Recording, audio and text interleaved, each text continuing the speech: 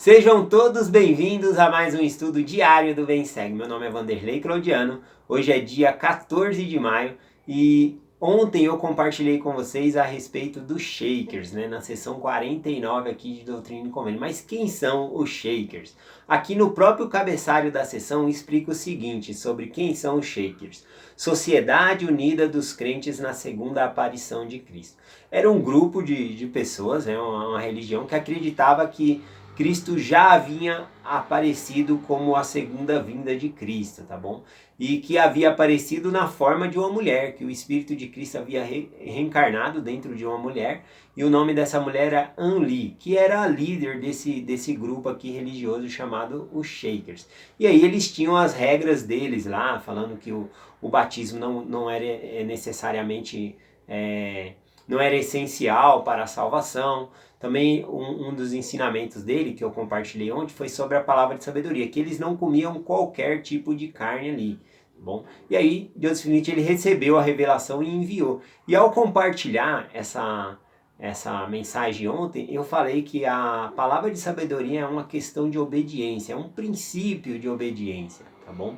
E quando eu falo sobre obediência, eu sempre lembro ali no livro de Moisés, capítulo 5, o versículo 6, que é quando Deus ele ordena a Adão que construa ali um altar, e ofereça sacrifícios ao Senhor. É ordenado ele que sempre adore ao Senhor.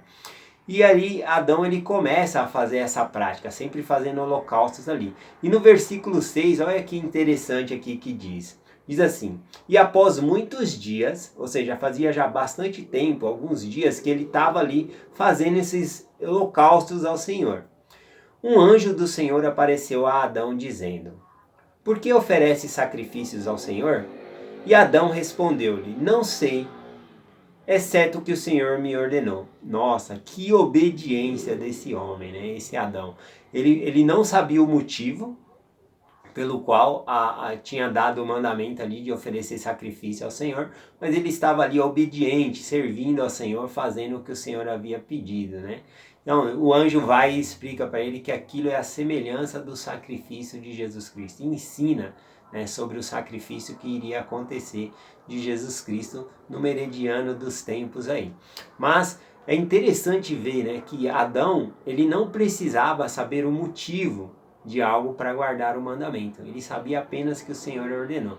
Então a palavra de sabedoria também nós não precisamos saber o motivo pelo qual o Senhor deu a palavra de sabedoria ou porque tais itens entram na palavra de sabedoria. O mais importante é o princípio da obediência. O Senhor pediu, nós vamos obedecer. Algo bem interessante na palavra de sabedoria, por exemplo, na palavra de sabedoria hoje em dia, nós acreditamos que não devemos fazer o uso do café, tá bom? E nós não devemos ensinar, por exemplo, para outras pessoas que nós não bebemos o café por conta da cafeína que tem dentro do café. Porque se a palavra de sabedoria fosse não ingerir cafeína, tem vários outros produtos aí que tem cafeína, então nós não poderíamos fazer uso. E um deles, é o que muita gente ama aí, que é o chocolate. No chocolate tem cafeína, tem vários produtos que tem cafeína, tá bom? Então, a palavra de sabedoria, ela proíbe o uso do café e não da cafeína, tá bom? Então, é muito importante essas entrelinhas para que nós possamos entender o princípio da obediência. O princípio da palavra de sabedoria é o princípio da obediência, tá bom? Então eu só queria compartilhar essa parte. Muito obrigado pelas mensagens que vocês mandaram no grupo do WhatsApp lá. Muita gente comentando o que aprendeu, compartilhando. Nossa, eu fiquei muito feliz. Eu quero agradecer a todos do grupo. É um grupo no WhatsApp que o Lucas Guerreiro criou. Bom, quem quiser entrar nesse grupo, só pedir para mim aqui no meu WhatsApp, tá bom? Eu sempre deixo o meu WhatsApp no final da descrição do vídeo. E aí pede que eu coloco vocês lá no grupo lá, tá bom? E sejam bem-vindos quem quiser participar no grupo lá do estudo do VemSeg. Tem bastante interação lá no grupo. Bom, continuando aqui, hoje eu vou compartilhar sobre isso, tá bom? Sobre a revelação que Deus ele deu ali a Joseph Smith para enviar os Shakers a respeito da segunda vinda de Cristo, que eles acreditavam que já havia vindo na forma ali de uma mulher. Então, aqui eu vou ler o versículo 22 da sessão 49, diz assim: E também em verdade vos digo, que o Filho do Homem não virá na forma de uma mulher, nem de um homem viajando pela terra. Então o Senhor deixa bem claro que a segunda vinda de Cristo vai ser bem diferente da primeira vinda, quando Jesus Cristo veio ali, né? Nasceu, teve num estábulo, né? Ele veio humilde ali, né? A segunda vinda de Cristo, ele vai vir em poder e em glória, tá bom? Então vai ser diferente da primeira vinda. Então ele estava anunciando aqui que Cristo não havia vindo ainda pela segunda vez, tá bom? Ele pediu para avisar ali aos shakers sobre isso. E bem interessante que ele vai compartilhando sobre isso e fala sobre a segunda vinda de Cristo, para nós não sermos enganados, né, por pessoas que falam, eis o Cristo aqui, eis o Cristo ali. Bom, e aí ele fala dos sinais que vai aparecer antes de Cristo vir. E eu vou ler aqui uma profecia que está no versículo 24 e o versículo 25. Bom, o versículo 24 e o 25 são duas profecias diferentes e elas intercalam, tá bom? Então eu posso ler metade de um versículo e completar com a metade do outro e depois voltar. Eu vou ler os versículos inteiros, né? Mas para entender melhor seria juntar as duas partes aqui. Deixa eu explicar melhor, quer ver? Ó? No versículo 24 diz assim: Mas antes que venha o grande dia do Senhor, Jacó prosperará no deserto. Então é uma profecia, né? Que Jacó prosperará no deserto. Jacó, ele foi mudado o nome dele para Israel. Então aqui o Senhor está falando que a casa de Israel florescerá no deserto, tá bom? Vai crescer no deserto. E para completar essa aqui, antes de eu terminar de ler o versículo aqui 24, eu passaria para o versículo 25, complementando a mesma revelação. Aí diz assim, ó: Sião florescerá nos outeiros, nas montanhas regozijar-se-á.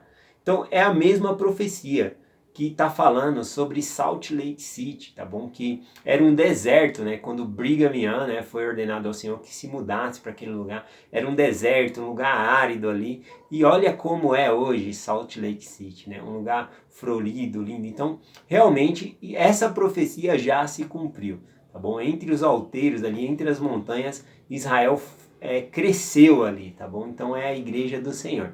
Agora eu vou pegar o finalzinho do 24 e o finalzinho do 25, que é a outra profecia. Então a primeira profecia se cumpriu, que é o crescimento da igreja no deserto, tá bom? Da casa de Israel. Então o finalzinho do 24 diz assim: E os lamanitas florescerão como a rosa. E o finalzinho do 25 também diz assim: E será reunido no lugar que designei. Bom, então aqui o Senhor está falando de um lugar de reunião para que vai acontecer, né, todos juntos, Sião. E também ele falou sobre os lamanitas florescerão como a rosa. Existe uma profecia, caso vocês não saibam, que o número de membros vai ser muito maior entre os descendentes de lamanitas do que atualmente o que temos hoje. Por exemplo, nós podemos ver já evidências dessa profecia. Nos Estados Unidos, não está batizando tanto, a igreja não está progredindo em batismo, em converter novas pessoas.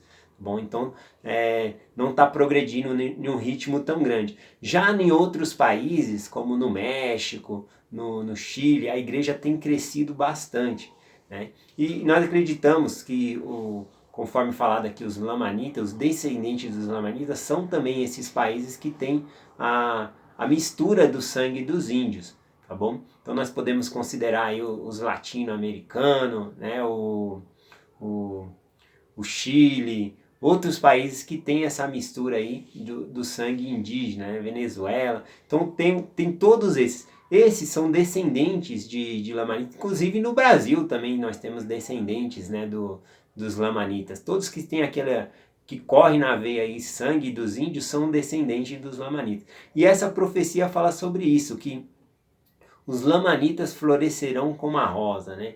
Ou seja, nós vamos crescer em número, esses vão crescer em número. E a última parte da profecia fala que haverá um lugar de reunião, ou seja, vai haver uma época em que todos os lamanitas, todos os descendentes vão se reunir no lugar designado conforme diz a profecia. E esse lugar já foi designado por Joseph Smith, que é lá no Missouri, né, nos Estados Unidos. Então lá vai ser a Nova Jerusalém, a Sião.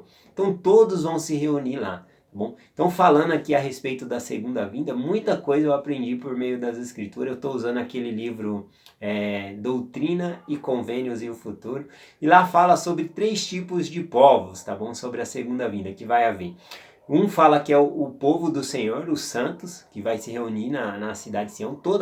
O mundo vai estar em guerra, em comoção, e todos que forem para Sião estará seguro, tá bom? Então vai ser todos os lamanitas, né, todos os descendentes dos lamanitas vai se tornar uma grande potência aquele lugar, um lugar de refúgio e proteção. E a glória do Senhor estará entre eles, e nenhum povo vai querer combater o povo de Sião ali, tá bom? E todos os outros países vão estar em guerra. Então vai ter o povo de Sião, tá bom? A igreja, os santos dos últimos dias, vai ser um povo. Vai ter todos os outros povos, que são os gentios, as outras nações, e vai ter os judeus. Então são esses 3 tipos de povos que vai haver aí na segunda vinda de Cristo. O Cristo ele vai aparecer primeiramente aos santos dos últimos dias. Aí eu acredito que possa ser igual quando ele apareceu aos nefitas, mostrou as marcas dos cravos nas mãos, nos pés.